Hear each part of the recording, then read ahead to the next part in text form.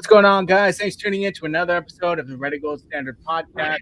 My name is Zach Hernandez, and as always, I'm joined by my co-host, Matt Llewellyn. Tonight we're going to be previewing the 49ers and Cardinals matchup. Matt, how are you doing this evening? I'm doing pretty good, Zach. Interested to see Trey Lance's first start. I don't know that it'll go. I know a lot of people are excited about it. I don't know that it's going to go as smoothly as apparently everybody thinks it will be, but I'm very interested to see it nonetheless. Right. Yeah, same here, man. And obviously the biggest news of today, unfortunately, George Kittle on his birthday, happy birthday, George Kittle, was placed on IR. So he will be missing 3 games, which is not 3 weeks because the 49ers do have the bye week in those in the next 3 weeks. So people were kind of getting that confused. How much do you think his absence will impact the 49ers, especially tomorrow against Cardinals? Yeah, I think mostly it's going to be blocking. I think that's the big one. He's such a good run blocker. Obviously, he'll be missed in the passing game to a certain extent, although it seems like he's been kind of phased out this year, or maybe just not getting the looks that he normally gets. And that could be because the 49ers wide receivers are playing better, but I don't know. It's going to be interesting to see. The timing of this is a little weird, I will say that. Yeah, it's definitely interesting. Real quick, guys, if you're tuning in on Twitter, go and check out from our YouTube account, 49ers Hive, because we can't interact with any of your comments or see them at all because Twitter got rid of Periscope, and now that's a thing that we have to deal with. So go to our YouTube, and we'll be able to interact with your guys' comments fully. Also, big news, Matt. We're getting the 49ers, are getting back Elijah Mitchell, which is huge. He was very impressive before leaving with injury. And Trey Sermon, as of late, has kind of come on. How much, even without George Kittle, do you think the 49ers run game will improve starting tomorrow? I think that Trey Lance makes all the difference in the world because you have to respect his mobility. Beyond that, I think that having Trent Williams out there, I'm not sure. I haven't seen, is Alex Mack playing? I believe so. Okay, so the offensive line is largely going to be intact. I think they dodged a bullet with Trent Williams. It's going to be interesting to see. I think Mitchell and Sermon can give you that kind of 1-2 punch, that different look to kind of go ahead with what Trey Lance can bring to the table. But I think Trey Lance is obviously the number one issue for run defenses, both because he's mobile, he can get outside the tackles, do all those RPO things, and 2, because, I mean, unlike, Jimmy Garoppolo, the one thing that Trey Lance does really well, even more so than underneath throws and things like that, is throwing the ball down the field. So if you're going to cheat up 8-9 guys into that box, that means you're leaving the guys on the outside in one-on-one coverage. And if they can get separation, Trey Lance is going to be good at getting them the ball as long as he has a little bit of protection. So establishing the run early, I think, is going to be important, and I think they're going to be able to do it. It just, to what effect is going to be the real key. The better they can run the ball, the more they're going to be in the game. Plain and simple. Most definitely. I think that's their best chance of winning the game tomorrow against the Cardinals. They need to run the ball like 40, 50 times, I think. Get that ground game really going. I know Stewart, I think he was saying the Cardinals, I think, rank close to last, if not last, against run defense. I believe they'll also be without one of their top corners, not their top corner, Byron Murphy, which is big, and their running back, Chase Edmonds, will be a game-time decision. So while the 49ers are getting some key players back, looks the Cardinals will be without a few. Comment here from K Carpenter. Would love for Kyle to use 3 or 4 wide receiver sets utilizing Ayuk, Debo, and Sherfield all on the field together, but I'm afraid Kyle will blow this opportunity to utilize Trey's arm. What do you think, Matt? I think the most important thing is get Trey Lance comfortable doing something. There's time. I know everybody wants Trey Lance to be fantastic right off the bat, but it's probably not going to happen. I expect Trey Lance to have a very mixed game tomorrow, to be honest, because he's growing. He's a raw rookie. He has a ton of immense physical attributes and talent, but it's going to take him time to really work into being a good quarterback versus just being an athletic and good football player. So that's what we're really looking forward to, is that transition. It's going to take some time.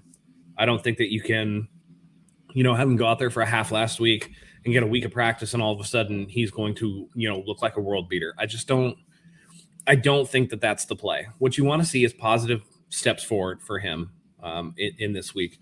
And this is a tough, even with Byron Murphy out, this is a tough Cardinals defense. So particularly, against the pass. I mean, this team has absolutely shut down some really good teams, the Tennessee Titans, the Rams. It's just, you have to go out there and you have to improve upon what you did the week before. You want Trey Lance to start stacking together weeks that are as good or better than he did before. And this is going to be a learning experience for him. It's going to be hard for him. I think it's really weird that people think that the 49ers are going to go out there and just boat race the Cardinals. I think that's a little bit too optimistic. I like to keep it more real. But you just want to see Lance make strides. That's pretty much it. Yeah, I agree. I don't think that – I don't know. I keep going back and forth between the 49ers have absolutely no shot at winning this game. And then also we don't know what Trey Lance really is. So there's that just X factor of maybe. I mean, it's the NFL, so any given Sunday for sure. Like any Right. team can beat any team in any given week. We've had enough years of experience to know that that's absolutely the case. So I'm not going to go out there and say like there's no way that the 49ers can beat the Cardinals, but I think if these teams played 10 times, the Cardinals are going to win more than they lose. You just hope that one of those, 49ers wins can make its way into reality tomorrow. Right. Yeah. And I think what was most promising too last week towards the end of the Seahawks game was, and we talked about it in the post-game recap, Matt, is how much Trey Lance improved throughout the game. And the thing that stood out to me the most, 0 turnovers. Trey Lance did not turn the ball over. Not even Jimmy could say that, and he only played a half as well. So I think that was huge, especially for a rookie in his first meaningful NFL, playing time. That was more than just a snap here or there. He didn't turn the ball over. He took care of it. That was huge, but I will say he threw a couple that could have been. They're very close. I don't know that you count on that to continue. So he's definitely going to have some turnovers. He's going to make some throws that you're going to be like, what the hell was that? But I mean, it's again, and people are going to be like, well, are you going to judge him like you judge Jimmy? Not exactly the same, because Jimmy's an 8-year vet versus being a rookie. You kind of expect those weird throws, those bad decisions out of a rookie as they grow into the NFL level. I mean, we've seen it listen, Trevor Lawrence has been anointed a number 1 pick for the past 3 years. And I know that he plays in Jacksonville, but I mean, all you have to do is look at that flea flicker and really look at it and go, why did he throw that? And why did he throw it so softly? That was a strictly Trevor Lawrence decision. And even with the best of the best, you can see they need time to adjust and acclimate to the NFL game. Exactly. Yeah. That's the biggest thing. And I think we talked about it this week on our Niners News show on our YouTube channel, is that it's not logical to hold Jimmy and Trey to the same standards. Jimmy theoretically should be held to a higher standard just because he's been doing this at the NFL level for so much longer than Trey. The mess ups, mistakes, whatever you want to call them, that we see with Jimmy is stuff that people should be kind of embracing to happen with Trey Lance, just because of his inexperience and his, first year starting. So, it's going to be very, very interesting to see how this shapes out. Pulling up the final injury report as per Matt Mayoko, out, obviously, Jimmy Garoppolo and K'Wan Williams. George Kittle, this was yesterday. He's doubtful. Obviously, he's out. He's on IR. And questionable is Javon Kinlaw and Samson Ebicom. So it seems like 3 of those we know for sure. It's just Kinlaw and Ebicom. We'll have to see going into tomorrow. Yeah. This is a good question here from Corey. Benjamin elevated from the practice squad. Y'all think Kyle's going to dial up a deep shot to him? I think it's more so that Cannon's not fumbling any more kickoffs, to be honest. There's a possibility, but even if you bring Benjamin up, I mean, what's his position on the depth chart? I mean, he's got to be behind, obviously, Debo and Ayuk, but even beyond that, Sherfield, Sanu, probably even Jawan Jennings at this point. So where does he really fit in? I mean, yeah, you can put him out there as a burner, but I think at this point in his career, everybody knows that, if you're putting him out there, he's probably going to run like 2 routes. He's either running a fly route or he's going to run a curl. And that's about all he's going to run. So I don't know. It'd be interesting to see, but I just think that it's more so for his special teams ability more than anything, because that Cannon return was just very, very embarrassing, to be honest. What's unfortunate is that Cannon had it provided a nice spark for the team just the week prior against Green Bay. But then, of course, we all saw what happened, the fumble and the second fumble. That really turned the whole game around. I forget who tweeted it, but they were going over the win prediction, probability meter. And right when that happened, that was when the two lines crossed. And up until that point, the Niners had 100% win probability and then wins those fumbles. And it's really unfortunate, too, just because I saw people on Twitter and, obviously Twitter gets real silly, but they were saying, Jimmy went into the game tied and Trey Lance came in and they ended up losing. And it's just like, well, dude, listen, Trey Lance obviously didn't get going on the first two drives. It was 3 and out. But guess how many the 49ers defense had in that first half? And only got 7 points. And now you're talking about, Seattle went down and scored. But then before Lance gets a chance to do it again, Cannon makes a boneheaded play. And all of a sudden it's a 14-point swing without Lance even touching the ball. So I don't see how that's on Lance. And I thought that he did a good job of keeping them in the game and not losing his head and coming out and scoring 14 points on those next couple drives. But yeah, it's really weird. It's really weird because people would be like, Trey Lance went 3 and out and you guys didn't blah, blah, blah, blah, blah. And it's just like, well, yeah, this is what we're talking about. The defense did the same thing. And Jimmy did nothing with it. At least Trey went 3 and out a couple times, but he was able to come back and score. And again, if he was in the game the whole time, do they score more points? I don't know, but it's very possible that they score more than 7 in the first half. So it remains to be seen. I'm just really excited to see it. Even if, I guess I should just get into it now. Even if we need to kind of speak about what George Kittle's future on this team really is. And this is not a slight at George or anything like that. Some people are out there saying that he's, playing some gamesmanship because, he's Jimmy's boy. I don't think it's about that. I think the thing that you look at with George Kittle is, again, it's his birthday. So he's now, 29 years old? I think so, yeah. 28, 29.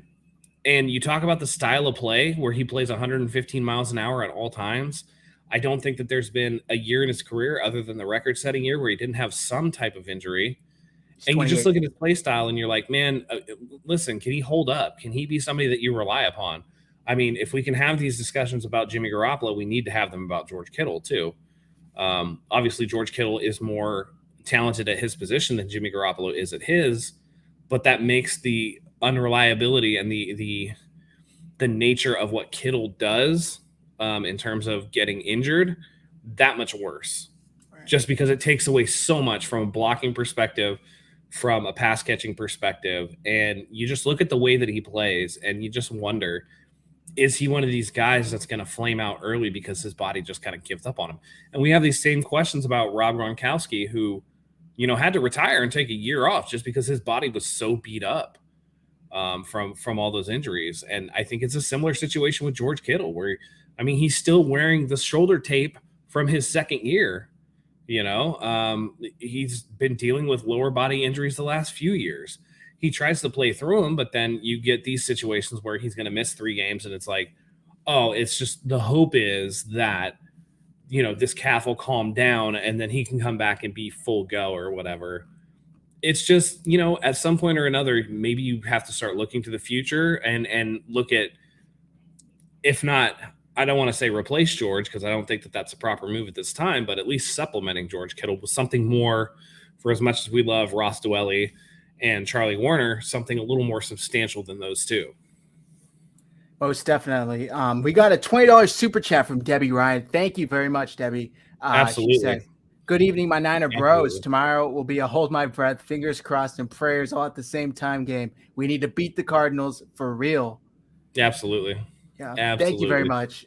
It's going to be tough. We do need the win. I got beer on ice ready to go for that game. That's for sure. Yeah, exactly. And I think what sucks too is that if the 49ers had just beat the Seahawks last week, they would have been so far buried in the NFC West. It would have been very hard for them to come back. But they couldn't get the job done, and now the Seahawks are very much alive, even with Russell Wilson missing, No, they're done. They're toast. We'll see. They have that Seahawk luck. I won't write them off just yet. No, but you gotta counteract that with Geno Smith luck. So no, they're toast. That's fair. They're toast. They're gonna lose. I don't know what their schedule is like, but if they play very easy. I tweeted it out yesterday. Let me pull it up. They have a very lucky next 8 games. And I have it right here. Okay, so next week at Pittsburgh, and then they go home for New Orleans, home for the Jags, at Green Bay. There's a bye week in between Jacksonville and Green Bay, and then Arizona at Washington, San Francisco at home, and then at Houston. So theoretically, every single game. Really? Geno Smith sucks. I mean, the Seahawks have Russell Geno Wilson Smith's really best career highlight was knocking out a teammate. Their defense is historically get knocked out by a teammate. See, I don't even remember because Geno Smith sucks. Okay, yeah. Without Russell Wilson, that entire team. Listen, don't get it twisted. That entire team has been carried by Russell Wilson, and we're about to see how valuable Russell Wilson is now that he's gone. Don't expect DK Metcalf to be catching deep shots. No, you're right. Geno can't get it there. Don't expect Tyler Lockett to be getting all these passes. So then what do you have? You have a trash O-line, Chris Carson, who can only stay healthy 8 of 16 or 17 games out of the season, and you got 2 deep threat wide receivers who can't go deep because your quarterback can't get them the ball. That smells like winless without Russell Wilson to me. Yeah. They're toast. They're done. They're not winning shit. They're 4th place in the division. Yep. All right.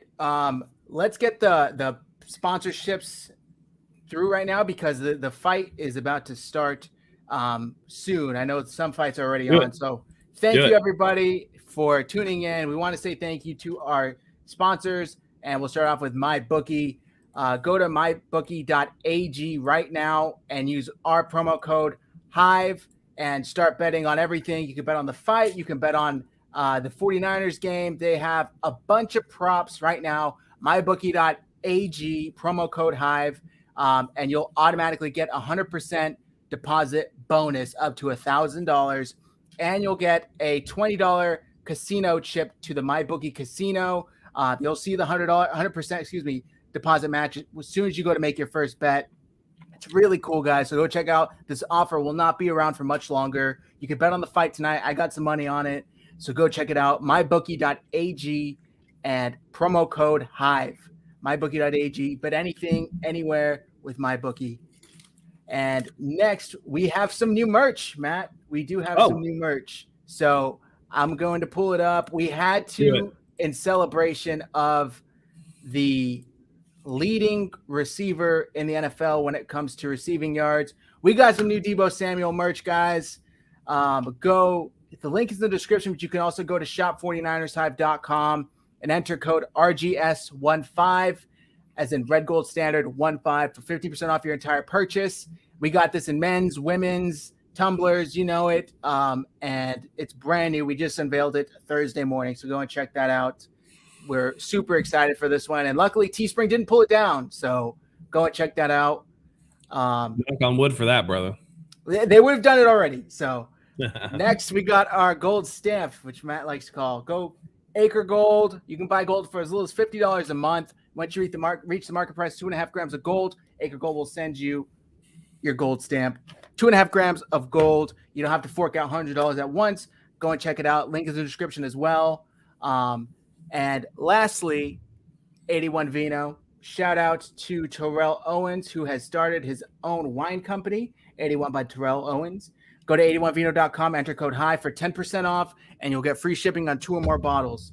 Thank you to all of our sponsors. Go support them because they support us. Absolutely. Let's get back to this game, Matt. How can the 49ers...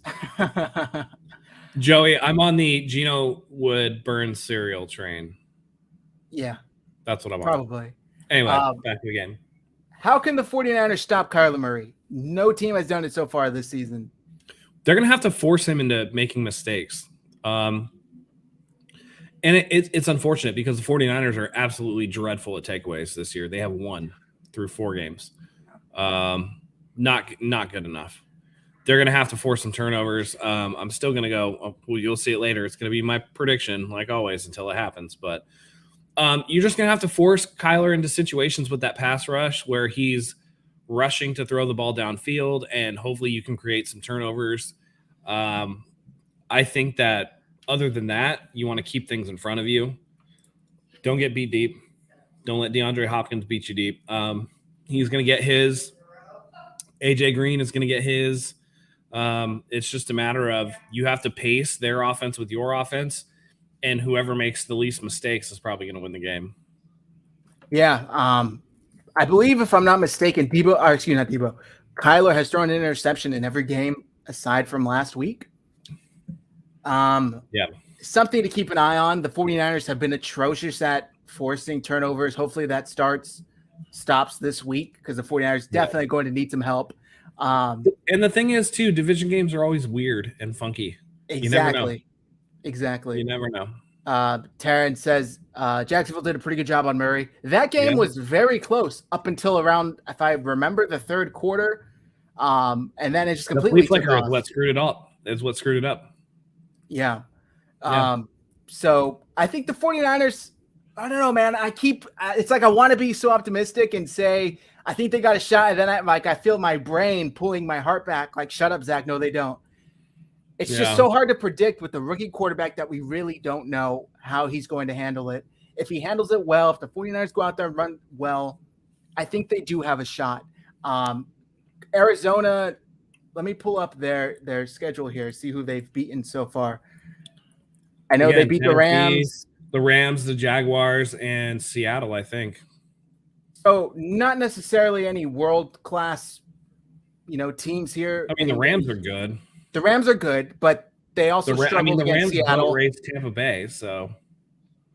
Yeah, but then they looked like crap on Thursday night. They got the win, so I can't say that too much.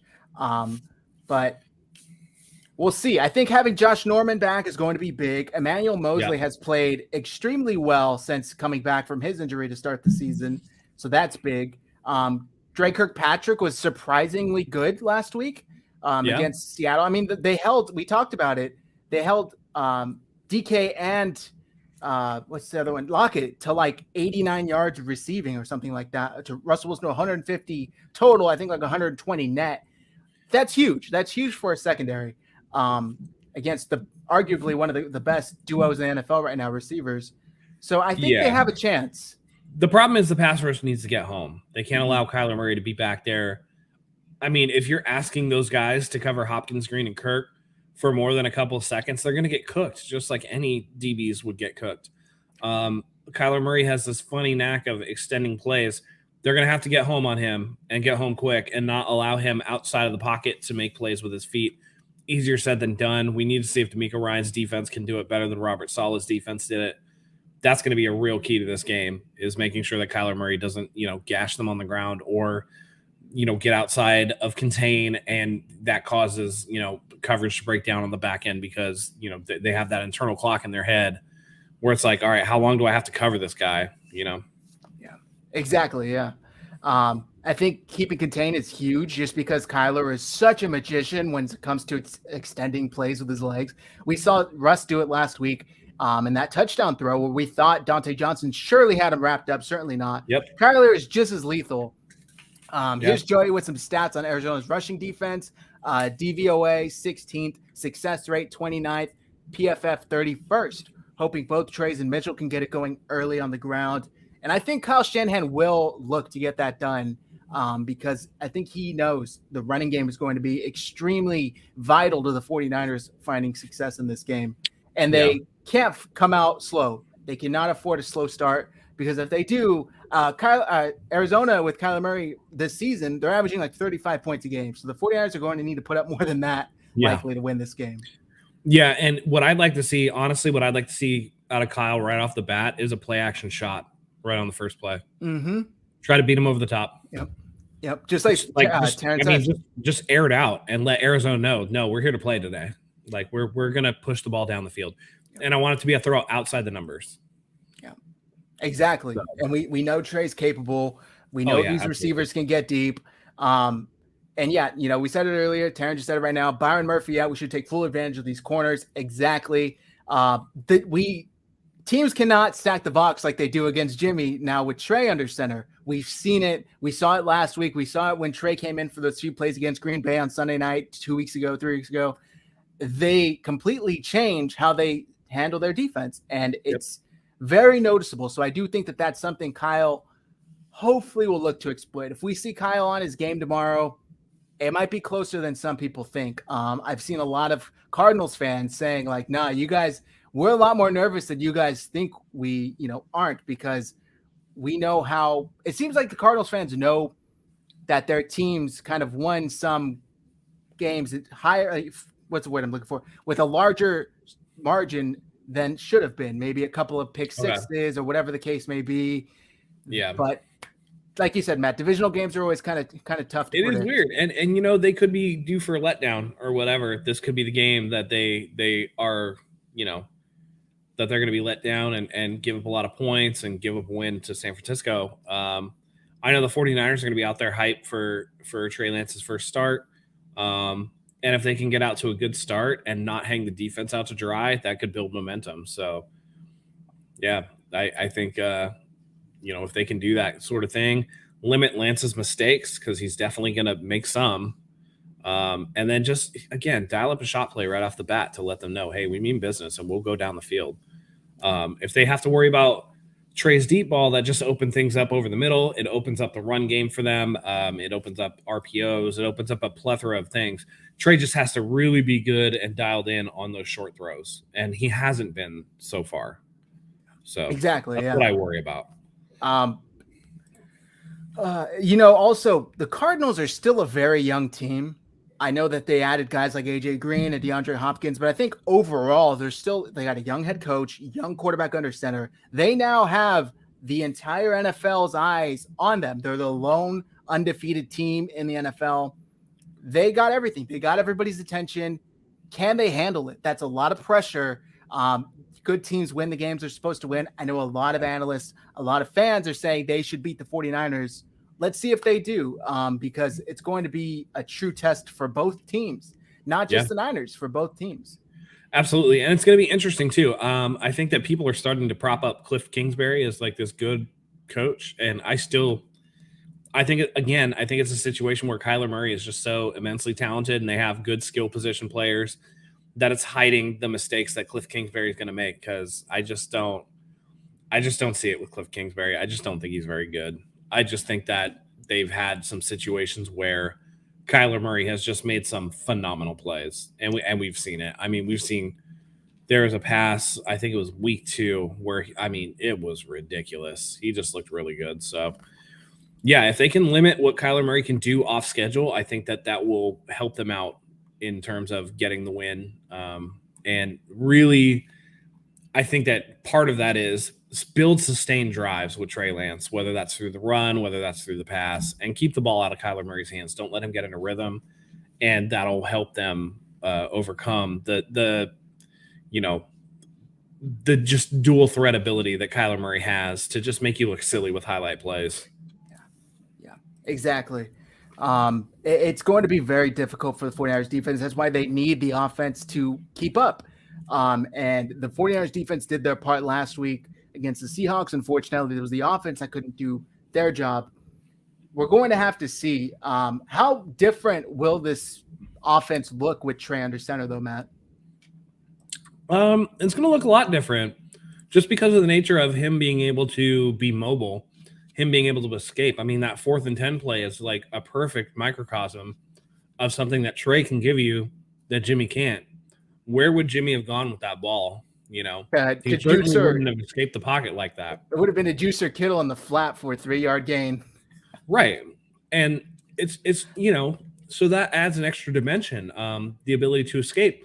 There's another play where Lance rolled out left and he was able to find, I think it was Debo underneath, where it looked like the defense was closing. They were playing the run, and Debo was able to squeeze behind the defense, and Lance got it to him. So if Lance can make those plays and add that extra dimension that Jimmy just can't, you have to respect Lance's ability to run, and therefore that opens up the pass. But if you start playing the pass too heavily, now Lance has lanes to run. It's a pick your poison. It's something that the 49ers haven't had in a long time. Again, if Lance can develop, it'll be something they haven't had since Steve Young. So it's exciting, man. It really is. it's going to look a lot different in the sense that they're going to actually be able to do things that Kyle Shanahan has not been able to do with Jimmy under center. And I think we're going to actually see some deep shots like we talked about earlier. We're going to see defenses have to respect that and respect Lance's legs too, because they don't respect Jimmy's arm or his legs. And here's the thing. Lance is able to throw that throw outside the numbers that Jimmy can't, which is namely that stick route on the outside, those curls past the first down marker, that Jimmy just seems to get out there so casually and so slowly that the defense is able to close in on those. Those are going to come out like piss missiles. Yeah. There's that term again. Absolute rockets out of his hands, out of Lance's hands. And, we need the receivers to hold on to those. But him getting those out there, again, adds another dimension. Okay, Lance is beating us deep. We need to play off coverage. Oh, crap. Now they're running curl routes. We can't get there in time. And Lance has the arm to get it out there before we can react. It's little things, but if Lance can execute, and that's the key, is Lance being able to go out there, shake off some of the nerves that he had when he first came into the game against Seattle in the second half, and just go out there and execute. It doesn't have to be perfect execution, but even just good execution.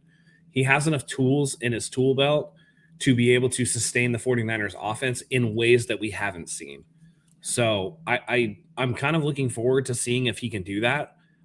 It remains to be seen. I think that he's so raw that mistakes are going to be made. And I think that people need to be patient with that. I know they won't on Twitter.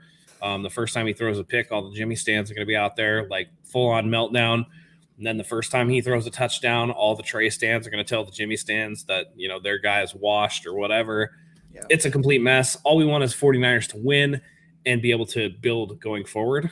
So all this one guy versus the other guy, again, like I always say, it's always about the logo. It's not about the name on the back. So whoever's out there, we want them to do as well as possible. But be prepared for Lance to have some rookie struggles because he's not going to have that consistency yet. He's had a week of meaningful regular season practices. Rather than being the backup, now he's the starter getting those first-team reps, and John Lynch talked about it on KMBR where the first-team guy gets 95% of the snaps. The backup doesn't really get much. Now Lance is getting the bulk of those snaps. So now we can start to see how he develops over the course of this week, going into the bye, coming out of the bye, and then going forward. Which is just insane, right? How do you expect to develop your rookie quarterback getting 5% of the snaps every week? It's not logical. We got a super chat from Fernando. Thank you very much, Fernando. He said, "Great show, guys. Lance is the future star. Jimmy G throws hospital balls that hurt Kittle." Dude, a week later, I still don't understand how his ACL is intact because that looked terrible. He folded completely backwards. Folded. Yeah, like a lawn chair. JR, this is a good point as well. Our chances go up to get pass interferences too with Sir Lance. Yeah. I mean, if they're going deep and then you get those 50-50 balls, that's where a lot of those pass interferences come from. Yep. Is those guys hand fighting down the field, and you see it all the time. It's like you get bailed out on a deep pass because the DB is getting grabby because the wide receiver got a little bit of separation on him, and they know they have to stop it. So, how often do we see it with Aaron Rodgers? That was like their go-to. Who's out third and whatever, let's just throw it up and let the refs throw the flag. Because these DBs, they'd rather give up the 20, 30-yard chunk than get beat for a touchdown, live to play another snap. That's probably how they're coached, which is fair. But with Jimmy doing that, it usually got picked. So let's just see with Lance. He's got the arm. Terrence says, somebody posted trade George Brittle and Jimmy Glassopolo to Washington for 2022 second and fourth. I don't think that George is brittle. I think that George doesn't differentiate when he needs to go 120% and when he needs to slow his roll a little bit.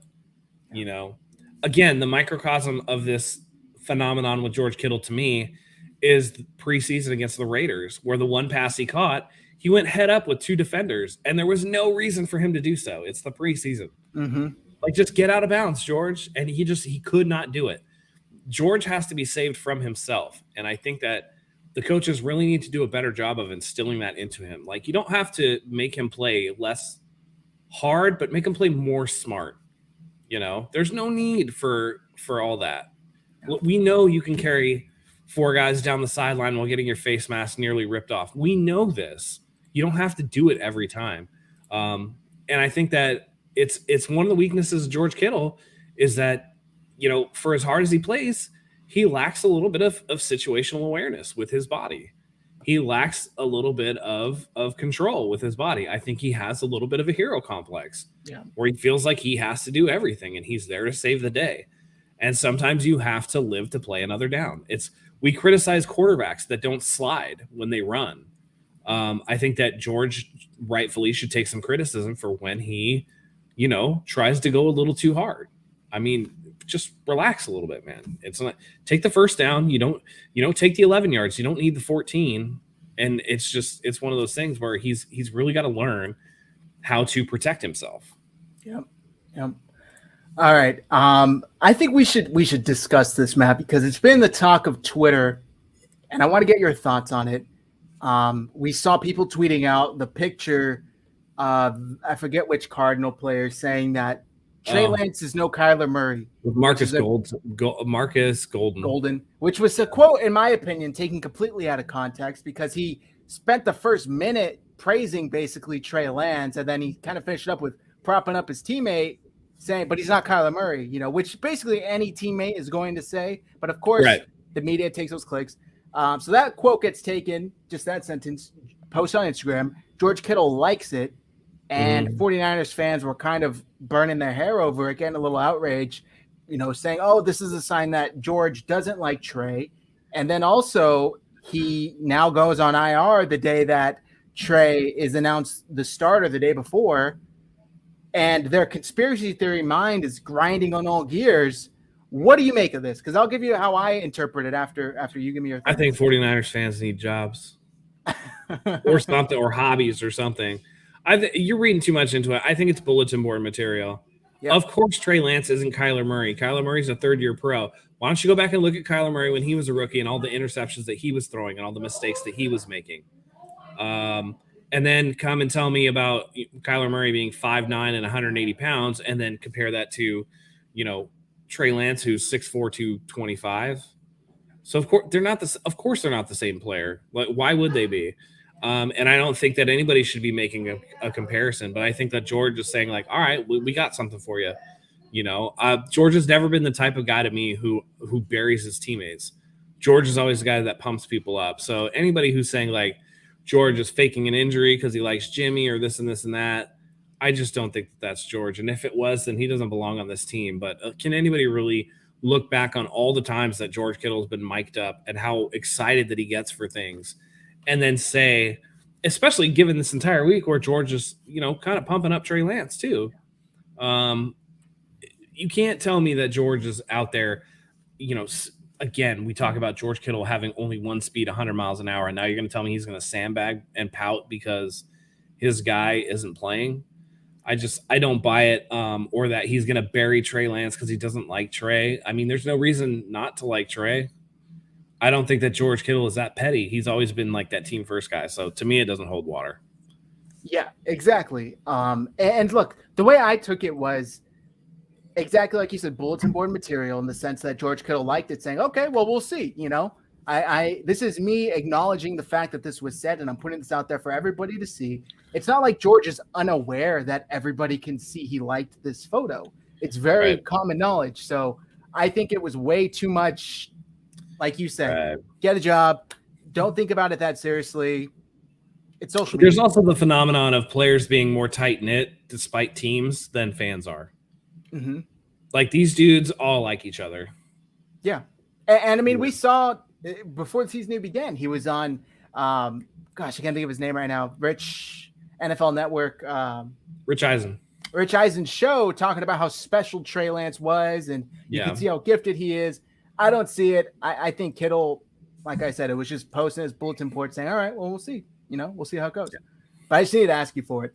Ian Sharp says Josh Allen in year one, maybe possibly. Yeah, I mean, Trey Lance. Listen, a lot of people after Josh Allen's first year were like, oh, he's a bust. He's going to be trash. He's going to be this and that. And now it's like, oh, Josh Allen's really good. Yeah, exactly. They can't all pop like Justin Herbert did. That's just not realistic, No. Exactly. And I also think, too, I've had our own Twitter followers say Trey has shown that he doesn't have it, Let's just wait for Jimmy to get healthy. This was before Jimmy was announced that he was out, right? People were saying, no. We need to go back to Jimmy. Trey shown he's not it.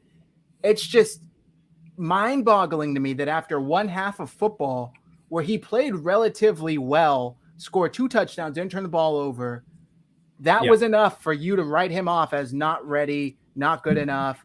But let's go back to the guy who's in year 8, and we're still saying one more season. He's going to get it together this year. He's going to develop. Yes. Yeah. He's going to work on his deep ball and his footwork this offseason. Yeah. At the same time that the defense, again, got him 5 3-and-outs. They didn't have a first down until late in the first half, until they scored on that first touchdown drive. And Jimmy Garoppolo had another terrible pick where he didn't see, again, the weak side hook defender. Yep. Can't throw outside the numbers. Had another hospital ball to Kittle. At one point, do you go like, no, listen, maybe Trey Lance isn't it yet, but we know Jimmy isn't it. It's so silly. I think a lot of the fans are watching football for today and not thinking about 49ers for the next 10 to 15 years. Well said. Ian Sharp says no surprises with Jimmy anymore. Yeah, exactly. Nope. We know who he is. Let's get into this preview. We'll start to give our predictions, and then we'll wrap things up here, guys. Let you get on with your Saturday night. Watch the fight if you're going to watch the fight. All right, Matt. We don't normally do a key to victory, but if you could do one key to victory for the 49ers against the Cardinals tomorrow, what would it be? Defense needs to get takeaways. Okay. Plain and simple. Is there a number? At least 2. At least two. I'll just put it this way. The 49ers in general need to win the turnover battle, but a lot of that is the defense needs to force some turnovers. They've only got 1, and that's not enough. No, it's not. No.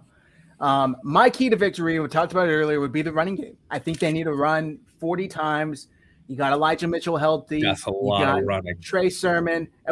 Split up between 3. Sermon, Mitchell, and Lance. If you get that means Lance is throwing like 18 times. Well, I mean, Jimmy threw 8, so we'll see.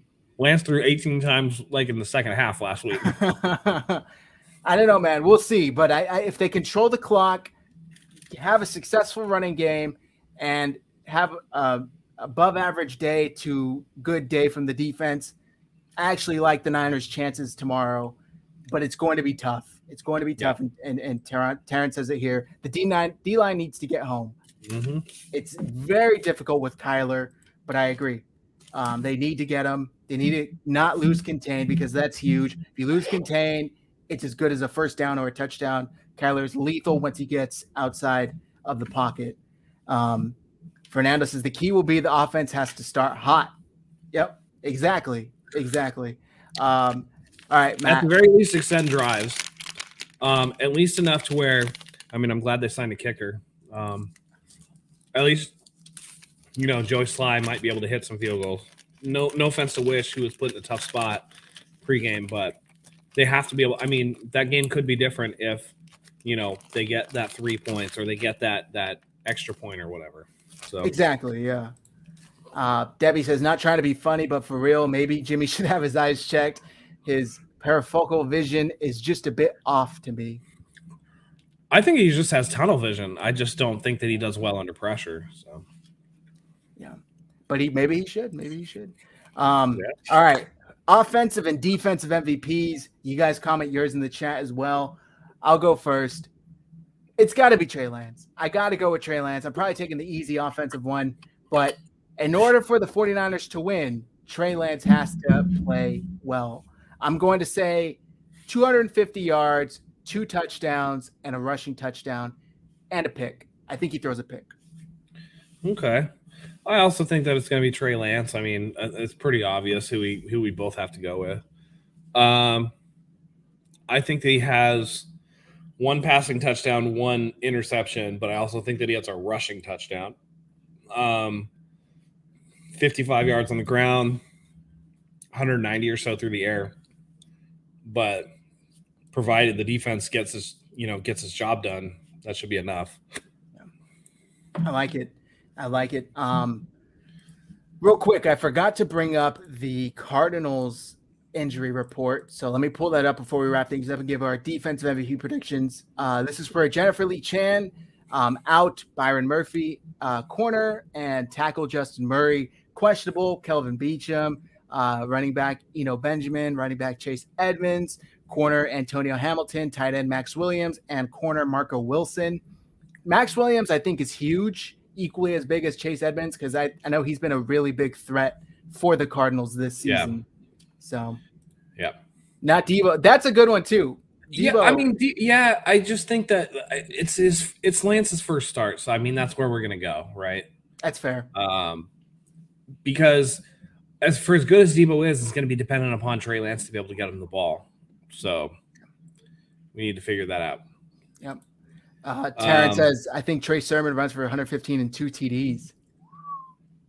Could see it. Yeah. He looks good. And we know where I'm going on defense, by the way. Let's hear it.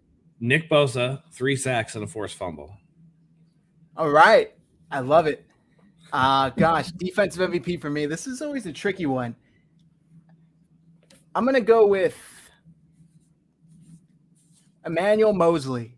He's played extremely well. He's got a tough matchup. The Cardinals have a really good receiver core with Hopkins, Green, Rondale Moore. Green, by the way, has just found new life in Arizona, which is ridiculous. Everybody, wrote him off as dead with Cincinnati. Apparently, he just didn't really like playing there anymore. So he is now resurging in Arizona, which is unfortunate for Niners, but you love to see it either way. I'm going to go with Mosley. I think Mosley has a pick tomorrow against the Cardinals, and I think he does well in coverage as well. Perfect. Wow, Terrence is Tart with 10 tackles and a pick. All right. 10 tackles, man. That's high. Yeah. All right, Matt. You know what time it is. Final score. Why don't you go first on this one? This is tough, man. This is really tough because the fan in me wants to predict a win, but logically, I just don't know if they can. So I'm going to say, unfortunately, they're going to lose a close one. And I think it's something to where we can still come here tomorrow in our post-game show. Join us right after, guys. We'll be here live and still say it's okay because of this. And I think it's going to be 31-24 Arizona. 31-24 Arizona. All right. Wow. Yeah, I'm kind of with you on that boat. I think it's going to be even worse, though. I think it's 38-24 Arizona. Okay. I just think that it's a lot to ask for Trey Lance to go on the road to an undefeated team's house in his first NFL start, in his first time using the silent count, with no George Kittle, with a defense where you're kind of just piecemealing together DBs against Hopkins, Green, and Kirk. I think that's a big ask. And what I'm hoping is that I'm kind of like reverse karmaing the 49ers because I picked them to win a lot this year and they haven't. So that's part of it. I want to see if we can just kind of reverse flow this thing. But I think that if the 49ers can't come out cracking, then the game's going to get away from them pretty early. Yeah, exactly. Same here. We've picked them to win in games where they probably shouldn't have. I picked them to win last week, which they actually almost did. But I think I got to go with Arizona. I just got it. Logically speaking, I got to go with it. They've shown too much. And until we know what we get from Trey in 4 straight quarters, we really can't predict. Right. Barely. On the road, it's a big ask. On the road, and he's got to deal with Jones and Watt and Budda Baker and all these guys. So yeah, that's a lot to deal with. Guys, drop your final score predictions in the chat. Tweet them to us. Get them to us however you can. If you get it right, we'll send you some free merch. We can send you our new Debo merch, which, by the way, if you guys can't tell, the font, it's kind of mirroring the movie Friday font. It's that same style. Just because, he's on the bike and everything. We had to do it. Shout out to Steve. He helped me with the concept. So we'll send you that if you guys get it right or whatever else you choose. If you want something else from our merch store, comment in the live chat, take a screenshot, comment on the YouTube video if you're watching after. And if you're listening, guys, really, you're going to get the full experience on our YouTube channel. You'll get it live and you'll get the full experience. We put up the audio on Apple Podcasts and Spotify afterwards, but this is a visual show. So go and check out our YouTube channel and subscribe. We're trying to get to 2,000 subscribers so we can give away a 49ers jersey. We gained a lot over the last day. Also, Matt, I've almost forgot. I told all of you guys here last week, if Trey Lance leads the 49ers to a victory, I will give away a Trey Lance jersey to one of our YouTube subscribers. So if you're watching here and you're not subscribed, subscribe. And if the Niners win tomorrow, you could win a Trey Lance jersey. Yeah. It's close. I mean, I honestly do. That's just, yeah. I just don't think we have it on the back end. They're averaging 35 a game. They're averaging 35, right. And unfortunately, the 49ers defense is right now, it's below average. Yeah. So, yeah. We'll see how it shapes out, guys. We're erring on the side of caution. Just so again, I'm trying to jinx I think I'm a jinx. And so if I predict the Cardinals, I'm hoping the 49ers come out. We don't know how that's going to happen. So I'll gladly come on here tomorrow and eat all the crow if I'm wrong, because I'd rather have a 49ers victory. Yeah, so. Exactly. I think that's going to do it, guys. Shout out to our other podcasts on the 49ers Hive Network, Niner Game Podcast with Dion and Forever Faithful, Brandon and Christian. Go and check them out, guys, if you haven't already.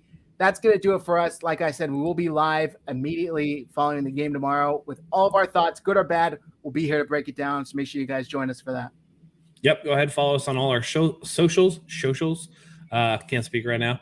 We're going to be watching the game with bated breath. It's going to be really exciting to see Trey Lance's first NFL game. I hope that I'm a jinx, and I hope the 49ers can pull out a victory. So with that in mind, as always, go Niners.